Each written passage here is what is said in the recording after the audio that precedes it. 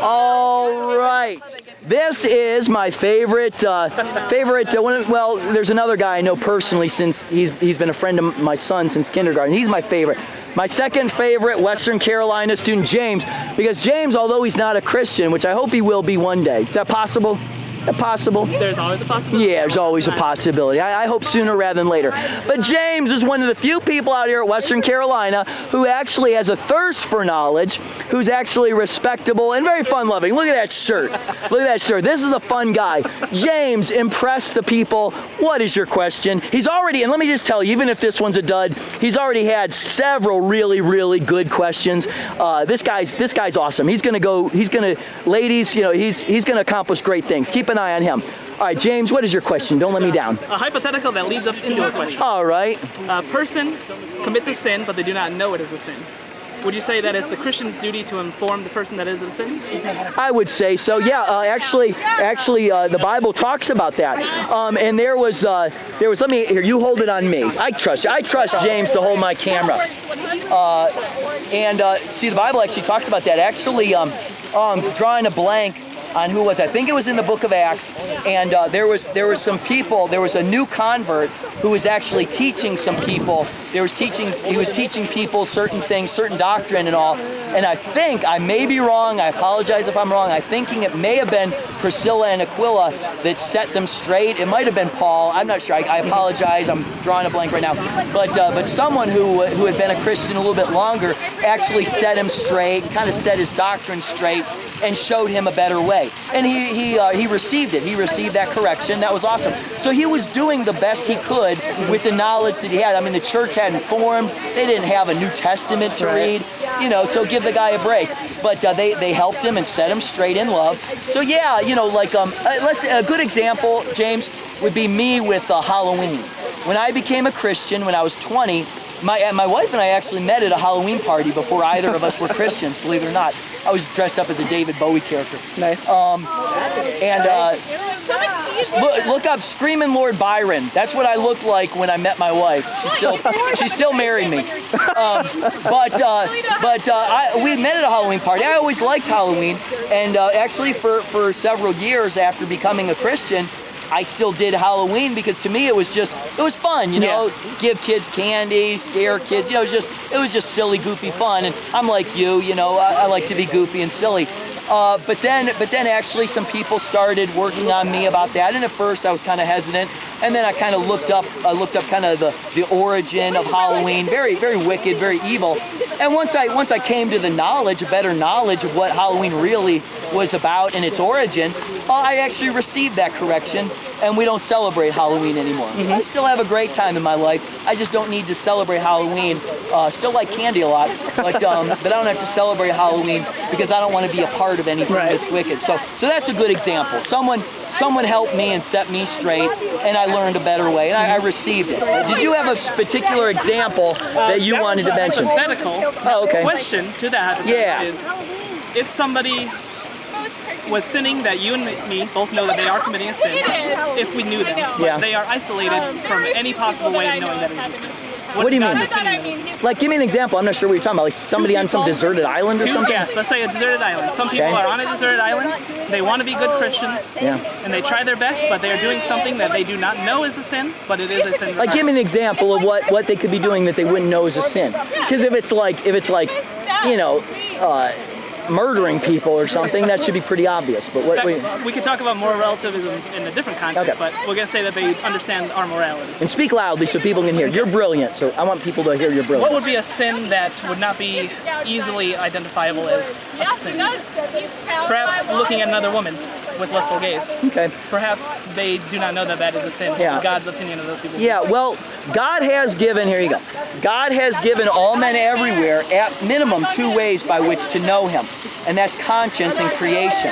And if people will respond properly to those 2 things, even if someone never read a Bible, never met a missionary, there are a lot of Muslims in foreign countries that never got to read a Bible or don't know much about Jesus, and there are a lot of witnesses, people that I've had a lot of people that have been missionaries in some of these countries, and they say, especially during the month of Ramadan, they'll cry out there and be like, I don't know what is right, but I know, looking around at my Muslim brothers and sisters, that can't be right. It's ridiculous. And they've actually had angels or Jesus appear to them in dreams. Now I don't want to start getting kooky and talking about visions and dreams and all. But if people will respond properly to the two things that God has given all men everywhere, conscience and creation, the Bible says that God is a rewarder of those who diligently seek Him. So certainly if someone is married on a deserted island and they only had a missionary come one time, they don't have a copy of the Bible, but that they're looking at other islanders with lust, something in their conscience should show. Because, if a guy on a beach who's sitting next to his wife sees hot girl in bikini walking by, you know what he's going to do? He's not going to move his head, but he will move his eyeballs. He's going to be glad he's got the big sunglasses on, and he's going to watch that girl for as far as his eyeballs will move without moving his head, so wifey doesn't know. He's going to know. He's going to know, why am I hiding this? I'm hiding this obviously for a reason. She wouldn't like it. There's something wrong with it. And if they will say, something's burning within me. Although I didn't cheat on my wife, I was looking at a hot girl, but something is still burning within me, telling me it's wrong. I don't know who you are up there, but tell me a better way. Tell me what, and God is a rewarder of those who will diligently seek Him for answers. Whether He appears, whether an angel would appear in a vision, or He just give them peace of mind knowing, I can't look at girls like that anymore. I got to look down. I got to watch a surfer. I got to get off the beach or whatever to avoid this. God will honor that. So conscience and creation, God's given everyone. Respond properly to it, and God will teach you more and more. But if you neglect your conscience, and you're like, hey, my wife doesn't know, and I'm going to ogle every girl that walks by, then God's not going to give you any information. God's saying, I'm done. I'm backing off. Not dealing with you anymore until you respond properly, and so that's it. Does that make sense, James? I can understand that in a psychological and I'm drawing a blank on the word here. It's another P word. Philosophical. It sounds very similar to the philosophical idea of the conscience, which is very similar. Let me just see keep talking. I just want to see what my friend's doing there. No problem. Oh, he's just throwing something out. It's the philosophical idea of the conscience, which is very similar, which there's something inside you that is telling you what to do and what not to do. And you're saying that if you should follow that you're getting the right message. Yeah. But like I said, but we don't have that excuse. So, you could read the Bible on your smartphone, and we're going to leave, so James gets the last word here. So if you have a question, sorry, time's up. James gets the last word. But, the Bible, I forgot what I was going to say, but, we don't have that excuse. There haven't even been that many generations of human history that had a physical copy of the Bible to read. I mean, not since the Gutenberg press is it even possible to have a lot of copies of the Bible out there. But now we live in a generation where you don't even have to go to Walmart and buy a $5 Bible. You could read the Bible on your smartphone. So this generation will really be without excuse for not knowing God and obeying God and let alone becoming a Christian, but let alone doing great things for the cause of Christ. So to whom Jesus even said, to whom much is given, much will be demanded. So that's why I really, really want you to become a Christian, James, because you're going to be more accountable than most people that have lived in previous generations.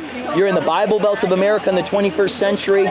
You have a Bible on your smartphone, and you got to meet a guy like me.